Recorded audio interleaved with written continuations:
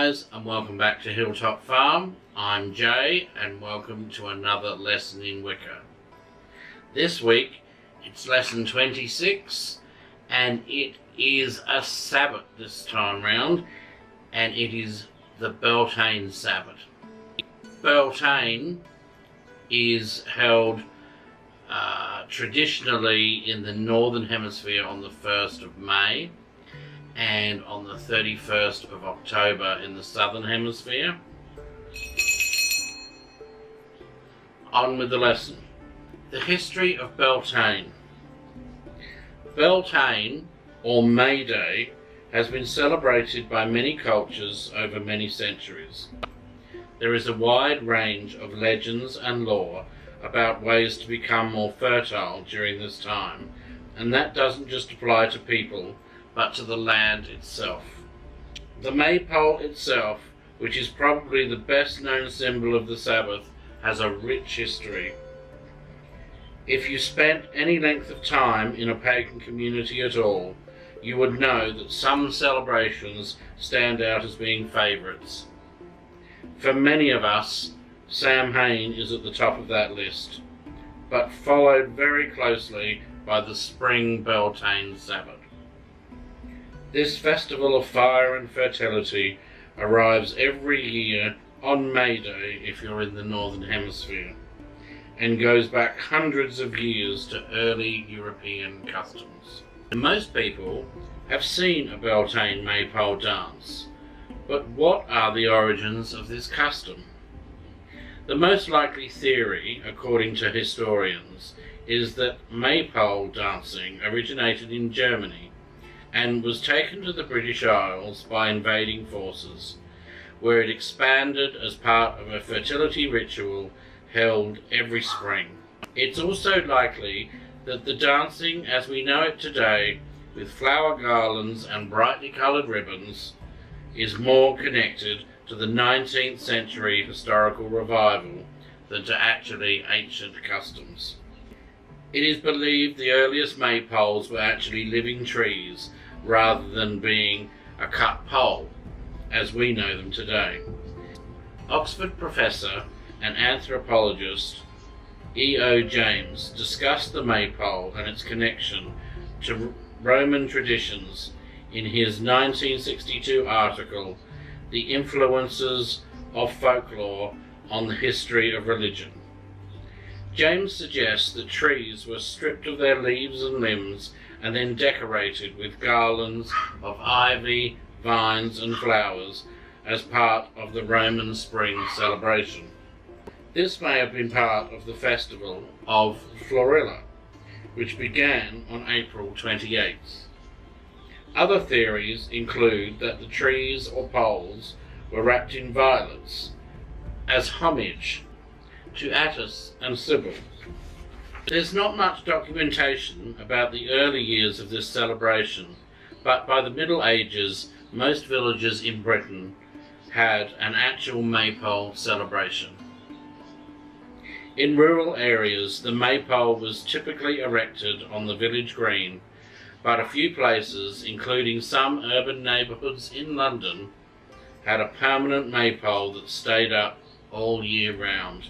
This is a time to honour the many deities associated with Beltane, such as gods of the forest, goddesses of passion and motherhood, and a number of agricultural deities around the world. Gods like Cernunnos and Artemis, and the mythical figure of the Green Man, all factor into the colourful history of Beltane. The Beltane Altar. Set up an altar honouring the Beltane season using rich greens and colours reflecting the spring flowers. Incorporate a candle signifying the Beltane fire. Fertility symbols from nature like horns, seeds and flowers, and a mother goddess symbol can be added around the altar. Beltane magic. Beltane is a season of fertility and fire, and we often see this reflected in the themes of magical workings during this time of year. this is a good time to do some fertility magic, so you'll have an abundant crop by the time the harvest rolls around. In some, although not all, traditions of paganism, sacred sex is part of the spiritual practice, and Beltane time is when some people celebrate with what is called the Great Ritual. Finally, don't forget that the garden can be one of the most magical places in your life. Start thinking about how to plan, create and grow your magical garden, as well as ways to create specialty gardens, herb plots and more. Beltane crafts. As Beltane approaches, you can decorate your home and keep your kids entertained with a number of easy craft projects. Start celebrating a bit early with fun floral crowns and a maypole altar centerpiece. You can do some meditative braiding or make some fairy-sized furniture for your garden. The Beltane table. And if you're wondering what the picture is, it's actually fertility bread. And no, I didn't bake it. No pagan celebration is really complete without a meal to go along with it. For Beltane, celebrate with foods that honour fertility of the earth. Bake a green man cake to celebrate the lusty fertility god of the woodlands. Mix up a light early summer salad. Bake some fertility bread and stick some traditional Scottish oatcakes in the oven. Beltane rituals. There are many different ways you can celebrate Beltane, but the focus is nearly always on fertility. It's the time when the Earth Mother opens up to the fertility god, and their union brings about healthy livestock, strong crops, and new life all round. Think about trying a few rituals. These can be adapted for either a solitary practitioner or a small group. With just a little planning ahead, for example, you can honour the sacred feminine with a goddess ritual. You can hold a family abundance rite to celebrate what you have with your family. Or, if you are alone, you can perform the Beltane planting ritual for solitaries, all of which will get you into the spirit of the season. A Beltane ritual for solitaries. And as I've said, I always do rituals for solitaries on the Sabbats, because majority of witches these days are solitary practitioners and not part of a coven, and particularly when they start out. So I'm assuming that most of you out there are solitary practitioners. But if you're not, either talk to your coven and you can adapt this to suit your coven, or your coven might come up with something completely different. That's fine. But this is for those newbies out there that are on their own.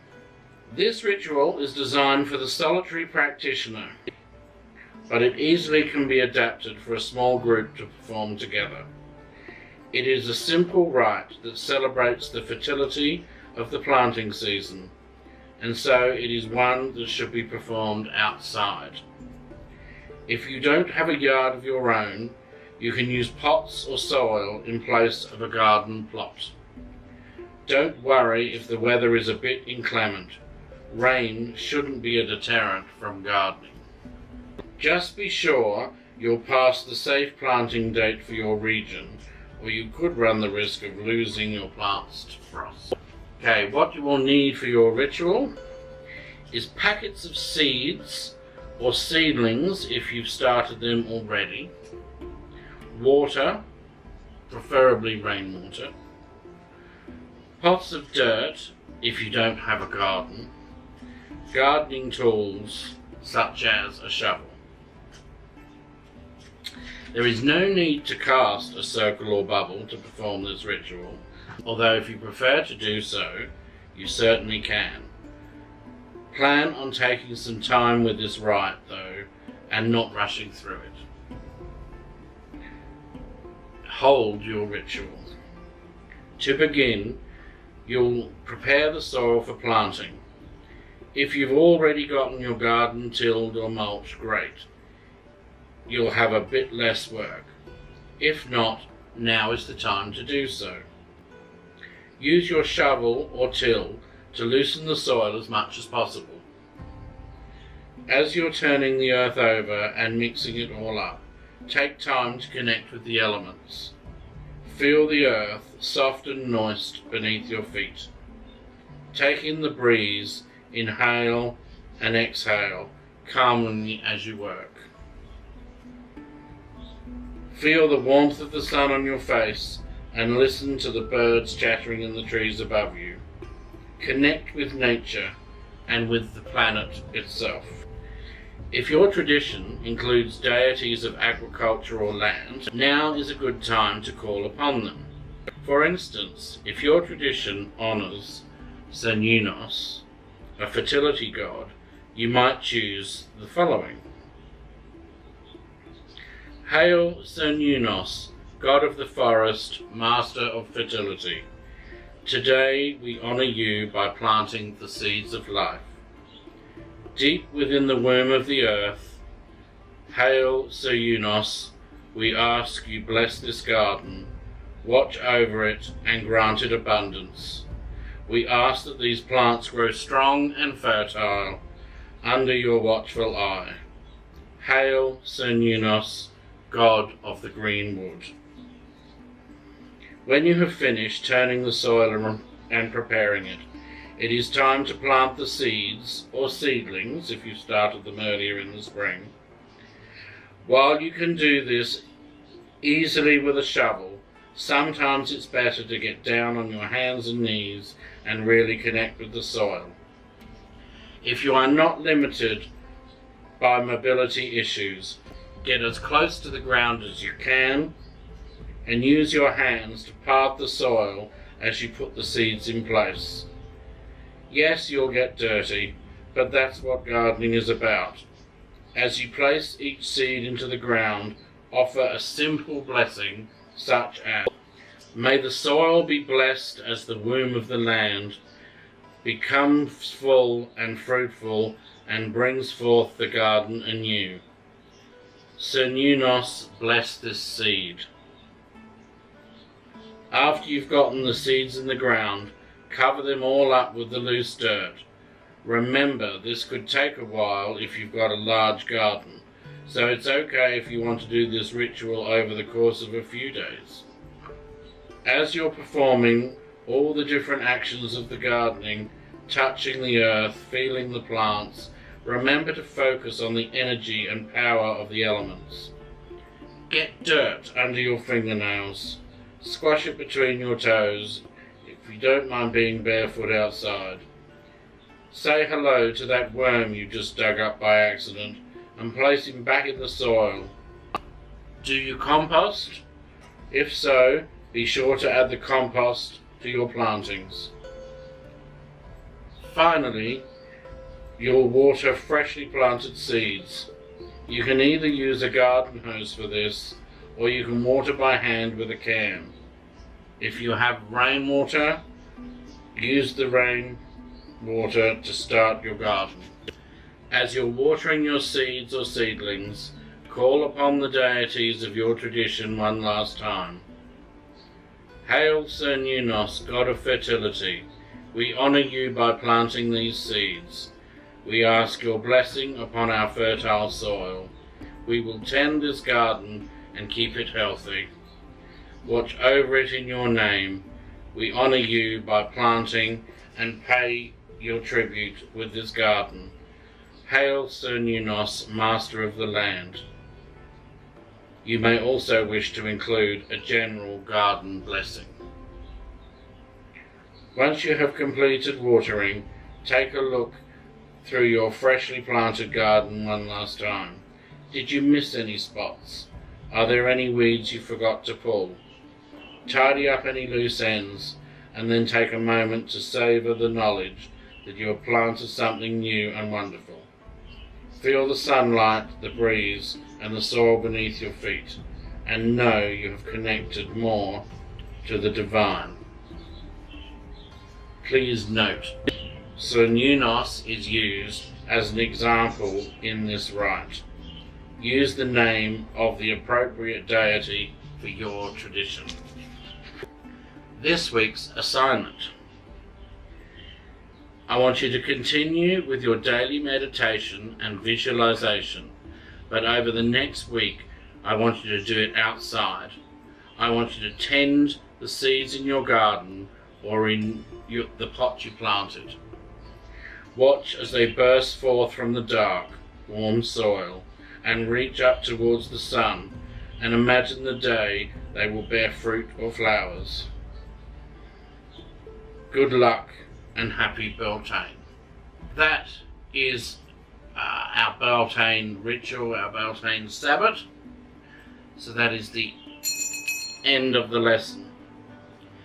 Now, as always, in the description down below, there will be a link so that you can print out this handout, which is always handy because you can keep them in a folder and you can refer back to them at any one time. You can make notes on there, change things that, you know, to suit you rather than to suit me necessarily.